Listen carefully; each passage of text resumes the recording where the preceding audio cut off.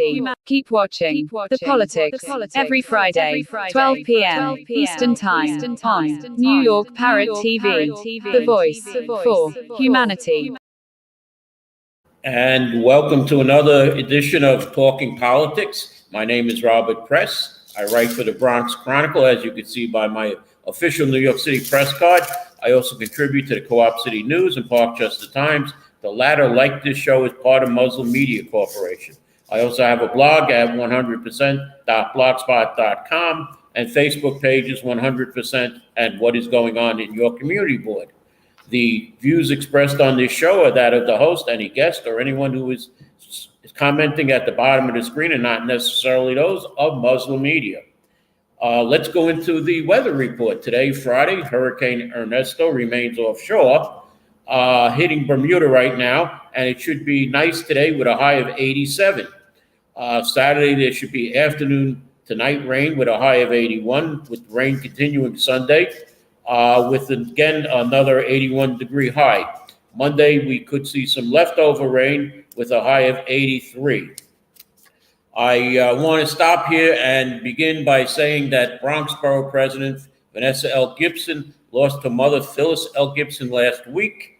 Yesterday was a celebration of the life and legacy of Vanessa's mother in Wakefield, which I attended and tried to comfort her, as everybody who came also comforted her. Today and tomorrow, the celebration continues in Brooklyn, where the borough president is from, and where her mother will be interned.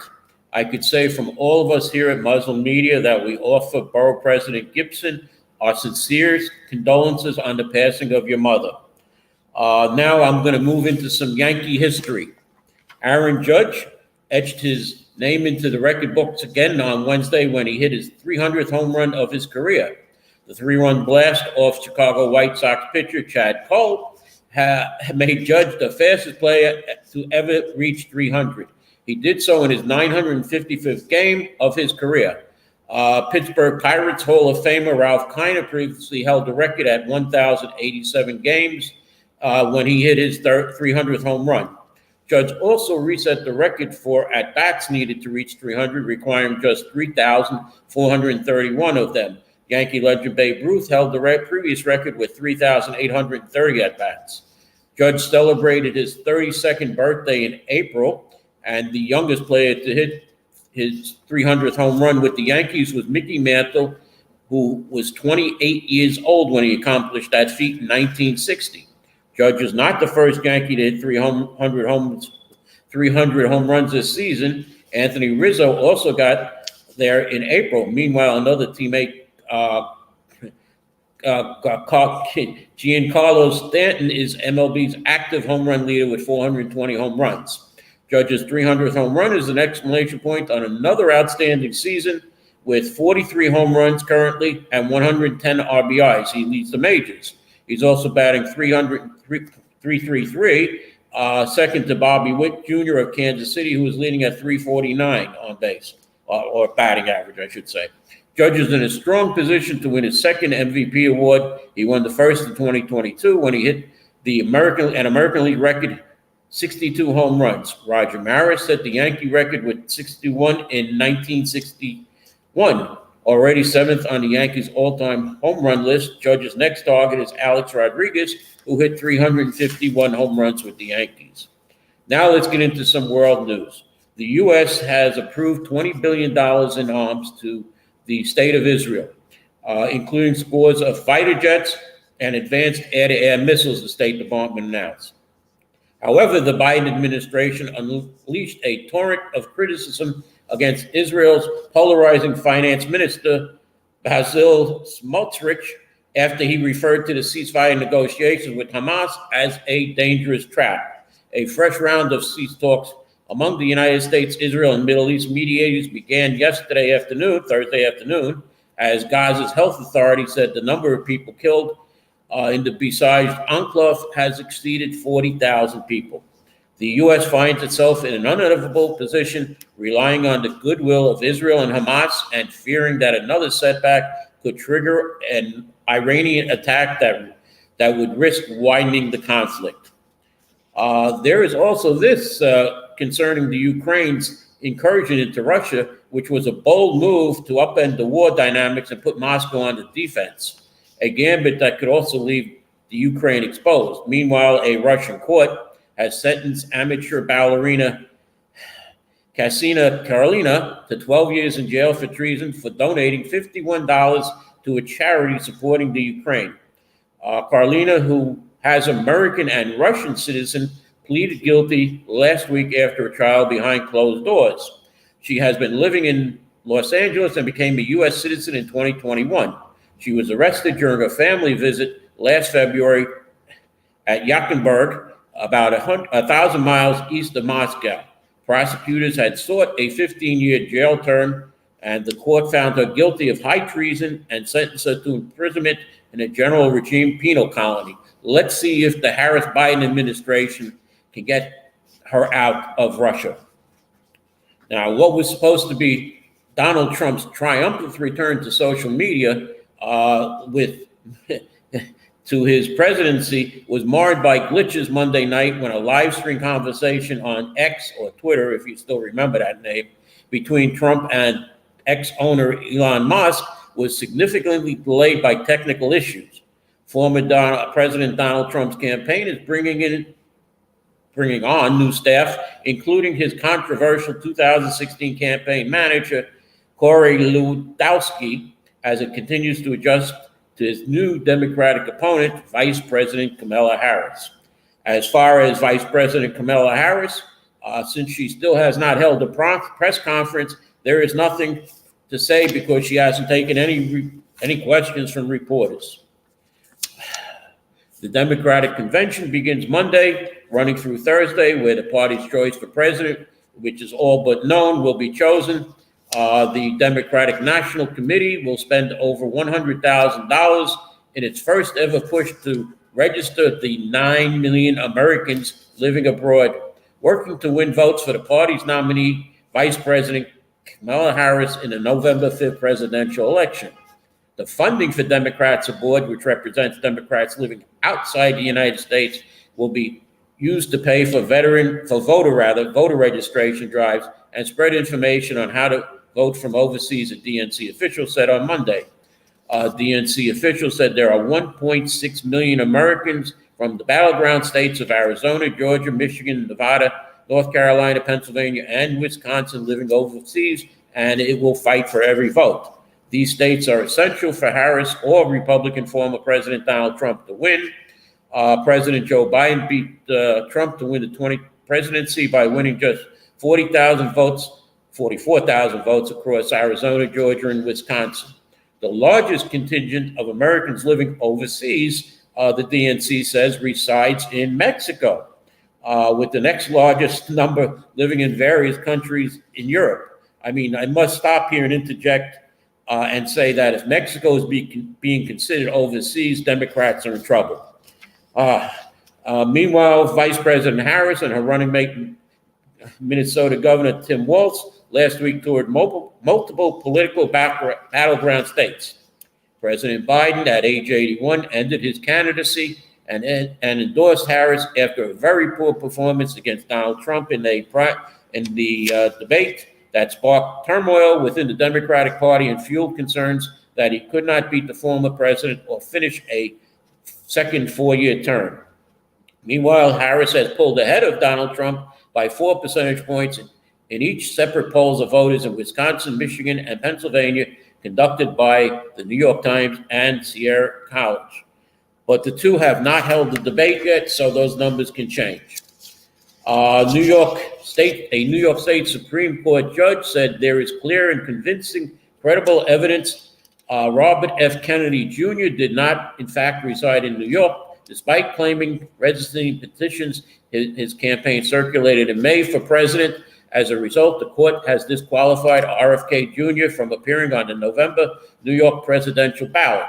The court sided with Clear Choice Action, a Democratic Party-aligned political action committee, which argued Kennedy actually lived in California.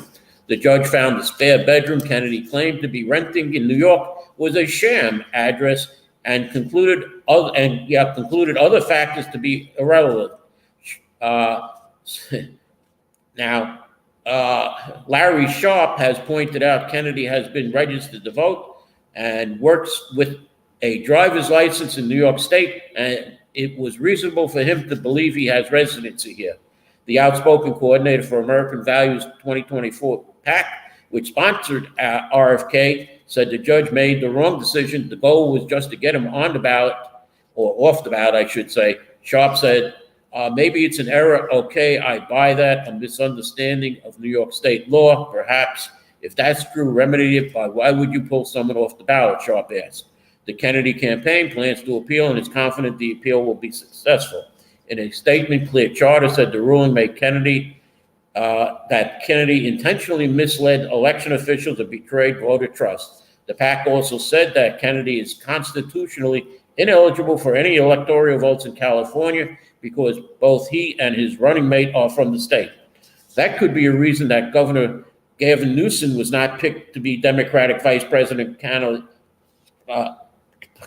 Kamala Harris is Vice President candidate, as he and Kamala Harris are both from California.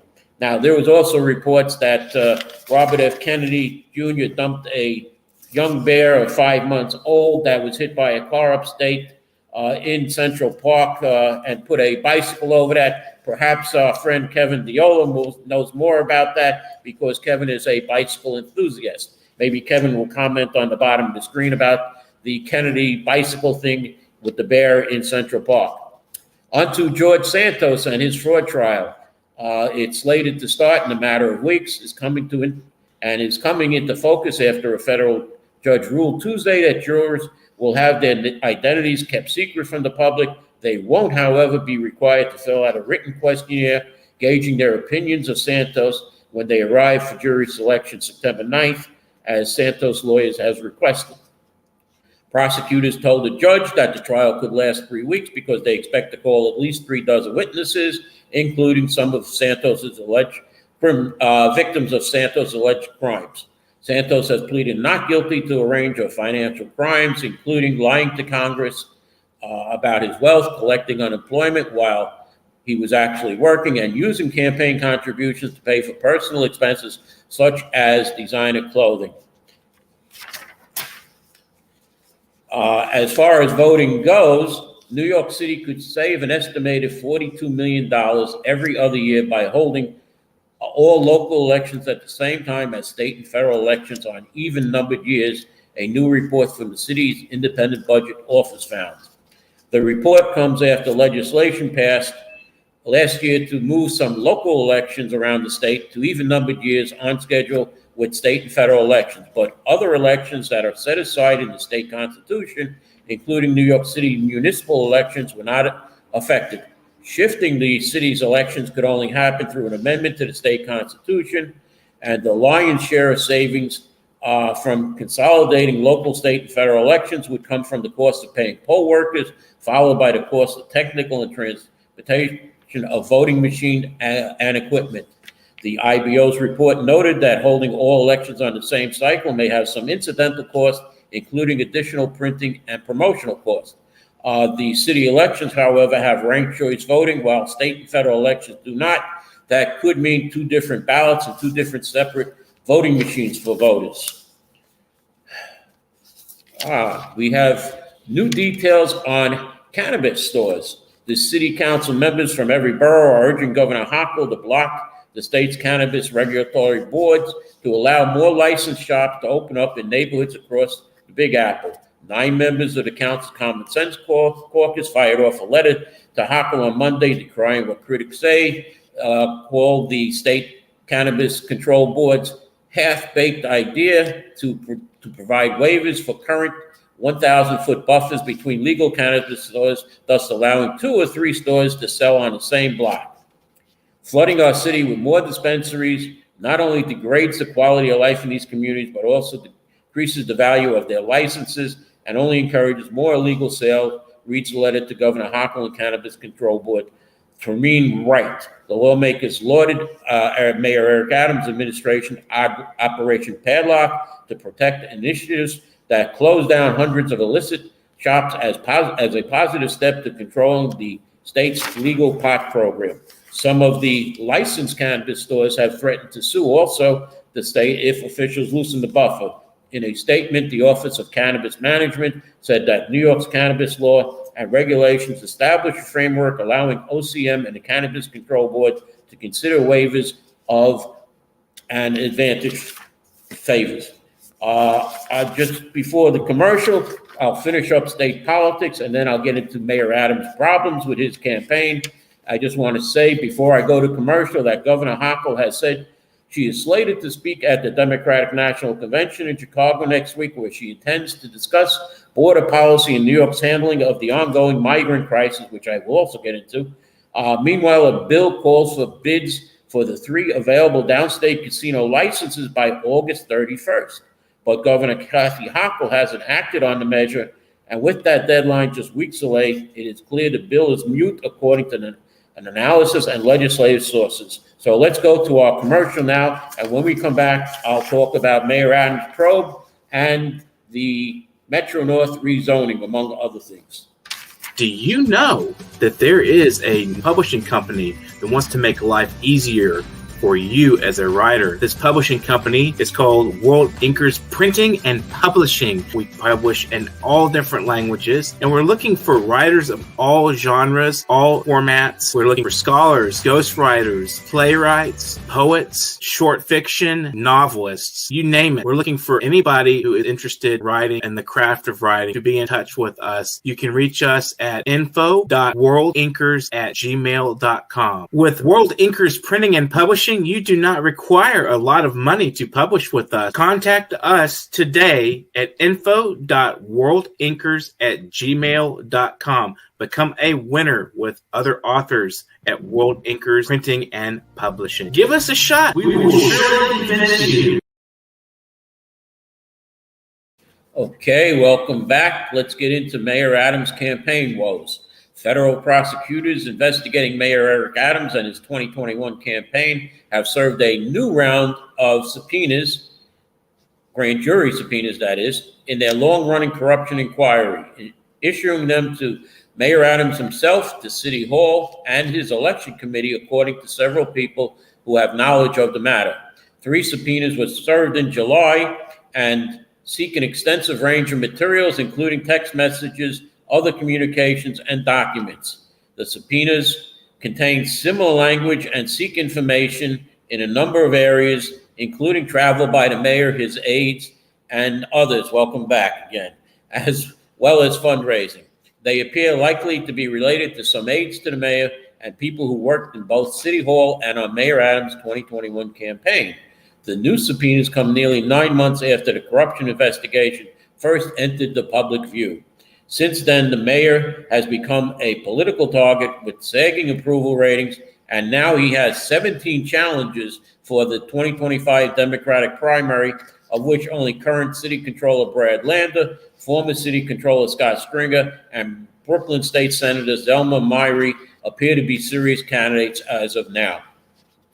The full scope of the investigation remains unclear, but it has focused on at least part on whether Mayor Adams and his campaign conspired with the Turkish government to receive illegal foreign donations and pressuring the fire department to sign off on Turkey's new high-rise consulate in Manhattan despite safety concerns. It is also has examined free flight upgrades Mayor Adams has received from the Turkish Airlines. Mayor Adams has repeatedly denied wrongdoing and maintained that he and his campaign has followed the law. 2 lawyers representing him and his campaign said in a statement on Thursday that just over the past 9 months, they have conducted their own investigation into the conduct that they believe is the focus of the federal inquiry. The U.S. Attorney's Office and the FBI, which are conducting the investigation, declined to comment. Neither Mayor Adams nor any other administration officials or campaign staffers have been accused of any wrongdoing, and it is possible that the investigation conclude without any charges being brought against the mayor or any of his aides, as happened in the previous mayoral inquest of then Mayor Bill de Blasio, where nothing was found and there were no charges produced against that former mayor. However, In November of last year, FBI agents and prosecutors executed several search warrants on the same morning. The warrants included one for the Brooklyn home of Brianna Suggs, who was then Mayor Adams' chief fundraiser. The agents searched the home and emerged with 2 laptop computers, 3 iPhones, and a manila folder that were bearing the mayor's name. On the same day, FBI agents searched the homes of Rana Abrasva, an aide in the Adams International Affairs Office, and Sirk Okal, a member of his transition team and former executive at Turkish Airlines, from which Mayor Adams received free flight upgrades. When Adams was Brooklyn Borough President, Mr. Bazova served as his liaison to Brooklyn's small Turkish community, a position that no longer exists under the new borough president. Just days after the searches, FBI agents stopped Mayor Adams outside an evening event at New York University and asked his security detail to step aside as they joined him inside his SUV and presented him with a warrant to seize his electronic devices. In February, the FBI searched 2 homes owned by Winnie Greco, another senior advisor to Mayor Adams, in a separate investigation by the FBI and federal prosecutors. His campaign has been dogged by repeated straw donor investigations that have resulted in criminal charges, though the mayor has not been accused of any involvement.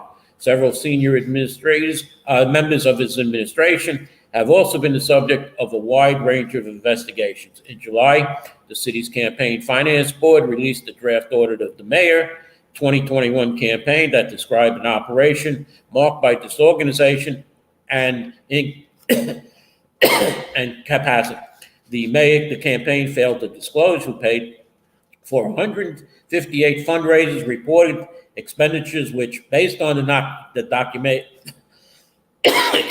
documentation provided so far, were not campaign related, accepted anonymous contributions, and exceeded spending limits.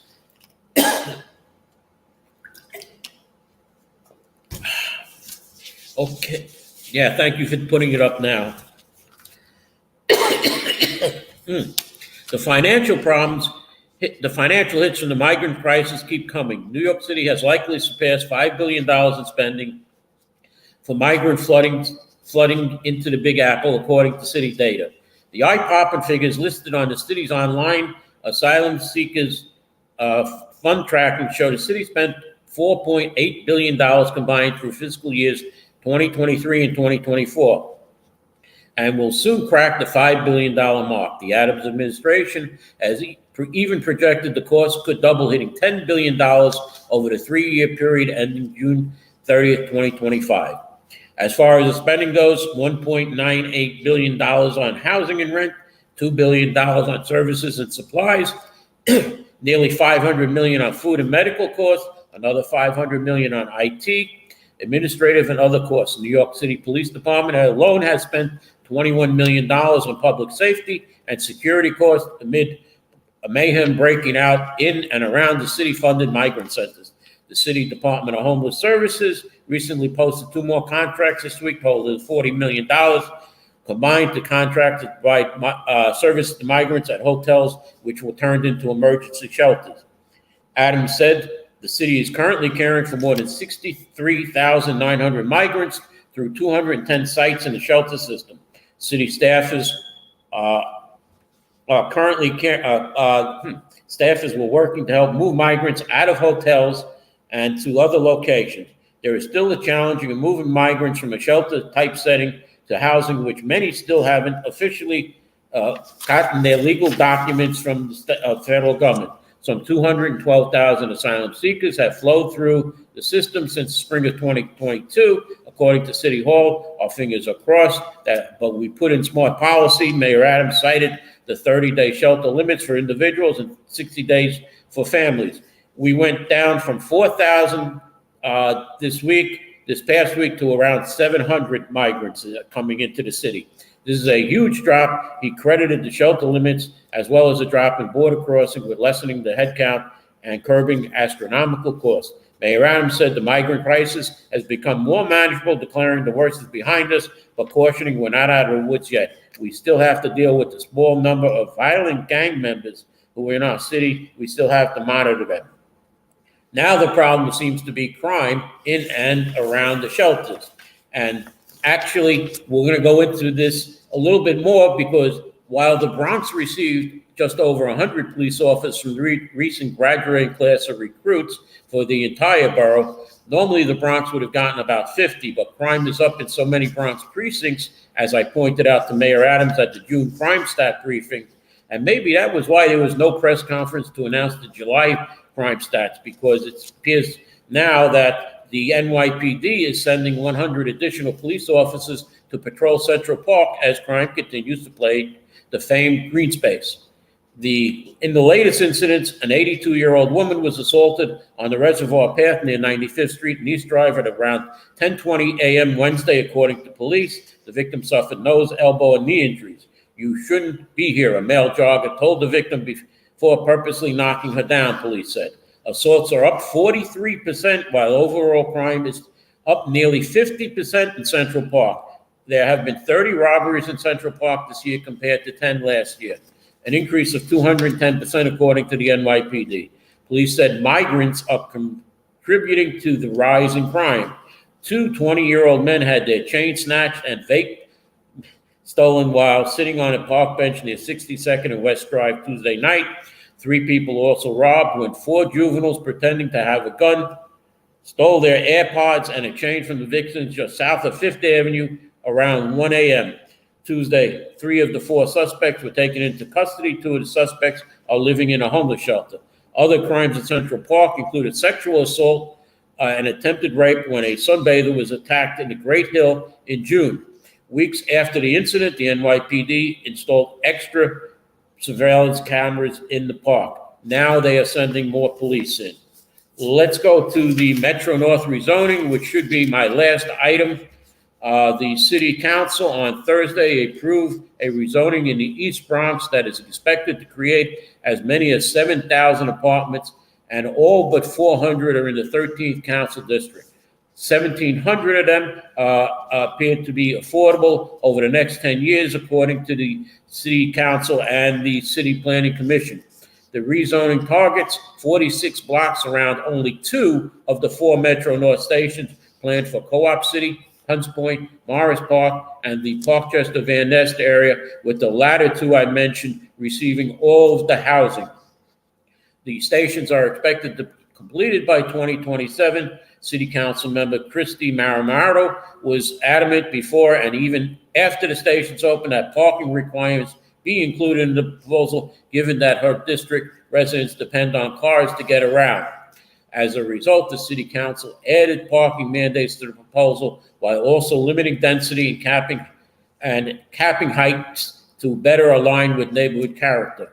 The changes in density and height mean 582 fewer housing units will be built, according to city planning estimates. The housing part was added when Eric Adams became mayor in 2022. The Metro North began its community surveys back in 2018, and up until 2022, not one single unit of housing was proposed at any station in the Metro North plan. Local City Council members Mal Morato and Amanda Farias also secured $500 million in investments for renovation to local parks, school improvements, and other infrastructure upgrades. $300 million will go to the 13th Council District and $200 million to the 18th Council District. That's a little kind of, the 40% of the money is going to the 18th Council District, which is only going to take 7% of the 7,000 proposed apartments. The proposal has faced cutbacks, with some city council members arguing that the text amendment will alter the community character, warning that one size does not fit all, phrases that Councilwoman Maramato used during a hearing last month at the Bronx rezoning. City planning head Dad Garodnick did not seem to read that doom to the city of Yes housing opportunity in the changes to the rezoning, noted that modifications to zoning proposals is a normal and healthy part of the process. That brings us to the end of the show, and I hope you enjoyed today's show, and we'll continue watching, and we hope to see you next week, where who knows what's going to happen in politics, because you never know what can happen in politics. And thank you for watching.